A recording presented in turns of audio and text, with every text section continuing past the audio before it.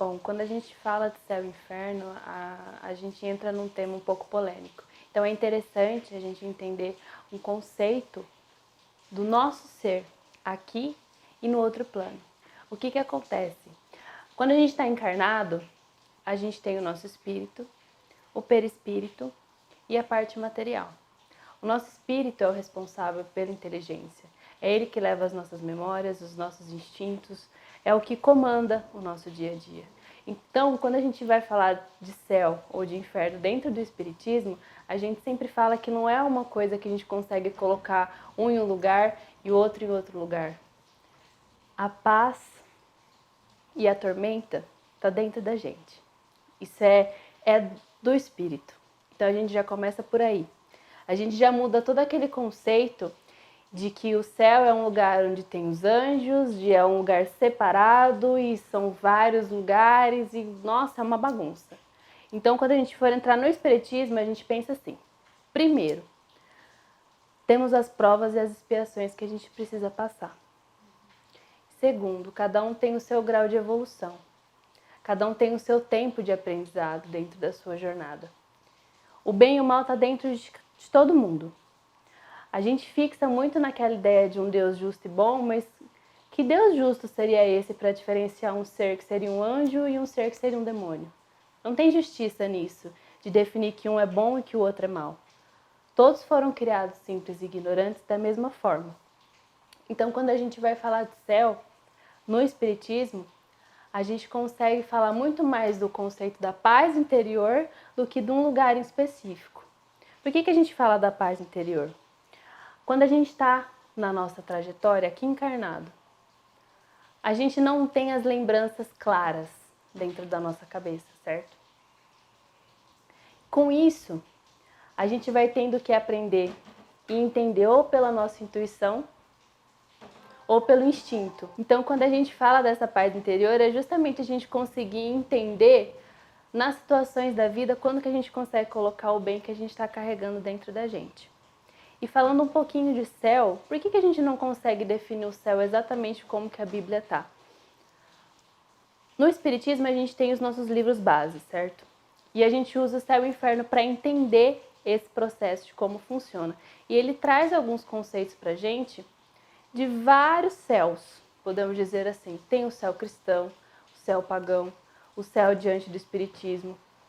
Ele traz com exemplos também de amigos espirituais, de vivências deles, explicando um pouquinho desses conceitos.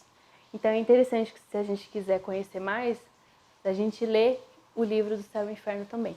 Então, falando um pouquinho de céu, a gente vai entrar naquele assunto das colônias, que a gente sempre escuta falar. Principalmente quando a gente vai ler algum livro de André Luiz. Ele visita várias colônias e ele descreve muito bem elas. O que essas colônias têm a ver com o céu? Algumas delas são separadas por serviços. Então, assim, a gente tem uma colônia muito importante, que é a colônia de Maria de Nazaré, que é responsável. Seria como se fosse um hospital espiritual, né? O hospital principal da espiritualidade. A gente pode chamar isso de céu. A gente tem o nosso lar, que é uma colônia também de aprendizado, onde as pessoas estão ali para estudar e se desenvolver. As pessoas não, os espíritos. Estão ali para se desenvolver em comunidade com os seus espíritos afins. A gente pode chamar de céu também. Então, o que para a gente é o céu?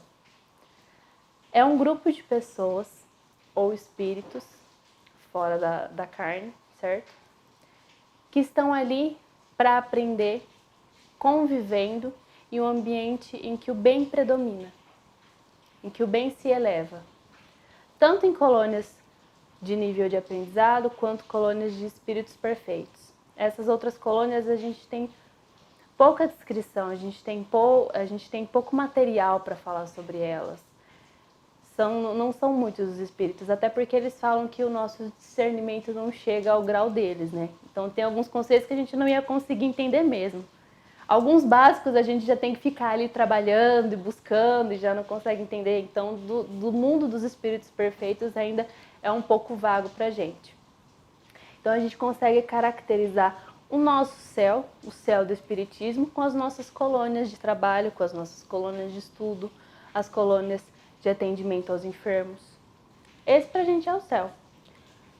O céu pagão que eles falam, eu não gosto muito desse termo de céu pagão, eu falo o céu referente da Bíblia, né? A Bíblia, ela traz uma história pra gente que assim, ela vai definir um rumo pra você e você não vai sair mais dele. Então tem aqueles que vão merecer ir pro céu e aqueles que não. É uma coisa eterna, uma coisa imutável. Aí já entra o nosso conceito da justiça divina. Por que que é eterna? Uma pessoa que não vai para o céu, então nunca vai ter a chance de conhecer esse bem, de trabalhar no bem, de conseguir atingir essa elevação? Não é justo. Nem na nossa justiça, nem na divina. Então a gente já quebra um pouco desse conceito diante disso. De que não é um lugar que vai te colocar numa situação específica e numa situação eterna. A única eternidade que a gente tem é a do espírito, do aprendizado dele em outros mundos. Então, do céu a gente consegue classificar com isso.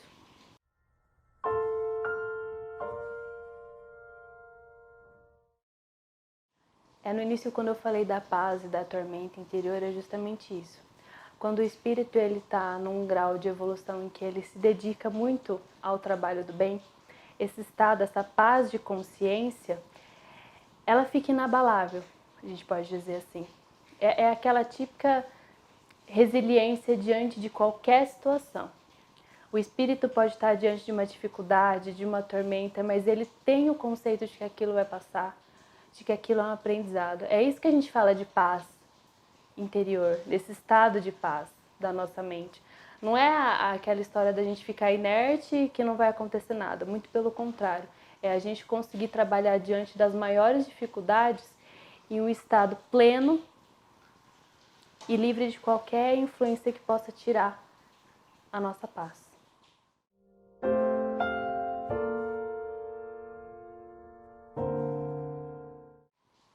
Sim, o espírito ele é muito ligado pela afinidade que ele tem com os outros espíritos. E quando a gente desencarna, isso fica muito mais forte. A gente vai diretamente com aquilo que a gente tem afinidade, que carregou aqui da Terra, e principalmente com os espíritos que vão vir buscar e nos auxiliar quanto a isso. Dependendo da colônia, o nível é aproximadamente o mesmo, mas sempre tem aquele governante ou aquela pessoa que é a líder daquele lugar. A gente fala pessoa porque é costume, mas é o espírito. O espírito líder daquela comunidade, ele vai sempre ter um grau um pouco mais elevado, justamente porque ele precisa compartilhar esse conhecimento com os outros. Então ele está ali para auxílio também. Então, por mais que o espírito já tenha um grau de elevação bom, que ele vá para uma colônia boa, sempre vai ter um espírito que vai auxiliar ainda mais ele, até chegar no grau de espírito perfeito.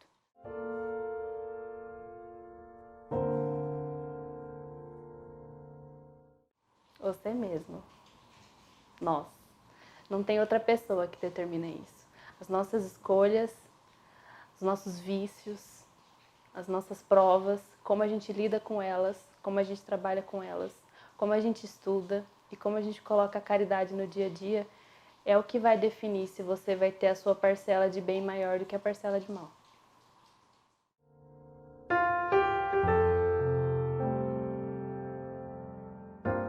Inferno. É uma palavra bem polêmica, né? E não tem como não associar o inferno com as penas futuras. A gente já entra falando das penas e dos gozos eternos justamente porque a gente tem essa base. Todas as religiões têm essa base do que é eterno, do que é dito que vai ser aquilo e pronto, acabou. O inferno é a maior prova de castigo que eu acho que o homem pôde ter evitado.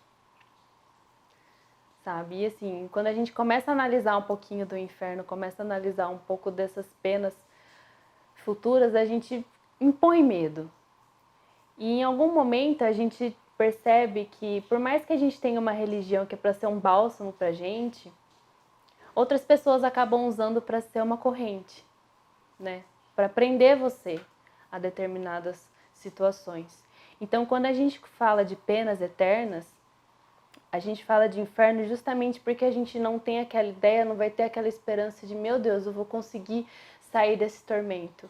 vai ser para sempre, essa tristeza vai ser para sempre, essa dor vai ser para sempre, eu vou desencarnar e não vou encontrar quem eu preciso. Isso é um inferno na vida da gente, como encarnado. Imagina quanto desencarnado. Quando a gente desencarna, todas essas sensações são muito mais pulsantes, são maiores, são muito mais definidas. O que aqui a gente acha que é tristeza, lá é um sofrimento que se perdura por anos, batendo na mesma tecla, batendo na mesma dor. Então, quando a gente vai falar dessas penas, a gente já entra naquela capacidade do julgamento.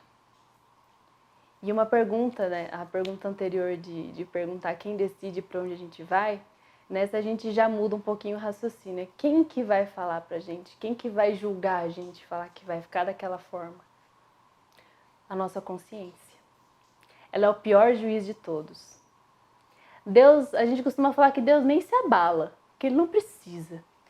Ele criou suas leis perfeitas e imutáveis e deixou a consciência ali para cada um.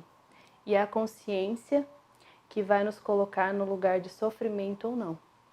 A consciência que causa essa sensação de tormento dentro da gente. Então a gente pode falar que aquele espírito que está ali, desencarnado, sofrendo por anos, não consegue ver uma luz, não consegue ver uma saída. Por que ele não consegue sair daquela situação? Porque ele tem um remorso muito grande. Ele se arrepende muito. E ele tem aquela concepção de que ele não vai conseguir mudar mais. Agora que ele já foi, ele vai ficar ali para sempre. Quando a Bíblia foi escrita, a gente sempre fala que os homens que colocaram as suas mãos na Bíblia eram extremamente intuitivos, né? Tinha uma gama espiritual ali muito forte auxiliando eles. E eu acho que quando eles entraram nessa parte do inferno, entraram nessa parte das penas, foi mais por um bloqueio da conduta do que como uma correção. Porque vamos pensar numa criança, quando a gente quer corrigir alguma atitude dela, a gente fala não e a gente explica o porquê. A gente mostra qual deveria ser a melhor situação. Agora, quando a gente causa um bloqueio, a gente deixa ela presa. Ela não vai sair dali. Ela não vai conseguir ver como que ela vai se soltar, porque a gente não está mostrando como. Então, quando a gente vai falar das penas futuras ou das penas eternas, a gente vai entrar nesse conceito. Foi criado uma barreira para que prendam, para que deixe ele naquela situação e para que ele veja o quão mal ele foi. Faz algum sentido? Talvez, né? Talvez faça. Mas não faz sentido de você deixar ele ali e não puder auxiliar ele. Aonde entra a parcela do bem nisso tudo? Se não tem a parcela do bem nem dentro do inferno, como é que vai ter Deus ali dentro também? Porque querendo ou não, se ele foi o criador de tudo e de todos, ele criou ali também, né? Então a gente precisa ter essa ideia, principalmente quando a gente estiver passando por algum problema, ou quando a gente tiver algum ente querido que já desencarnou e que esteja passando por algum problema desse, é pensar principalmente no inferno que ele pode estar passando ali, na tormenta que ele pode estar tendo naquele momento. E quando a gente se sente perdido, a gente precisa muito de paz, calma e muita luz. Então, nesse tipo de situação, quando a gente fala de inferno, a gente já entra numa situação mais prática, porque a maioria das buscas no centro espírita é justamente essa. É muito difícil uma pessoa que vem ao centro espírita e está super bem, super feliz, super realizada, sabendo de tudo da vida, né? Ela sempre vai chegar com alguma dor. Então a gente sempre prioriza essa ideia de que você precisa ter luz e você precisa emanar luz. Porque todo mundo tem essa oportunidade. A justiça, que é boa e divina, ela deu essa chance de ter o bem, de ter o conhecimento do mal e saber como conviver com isso, encarnado e desencarnado.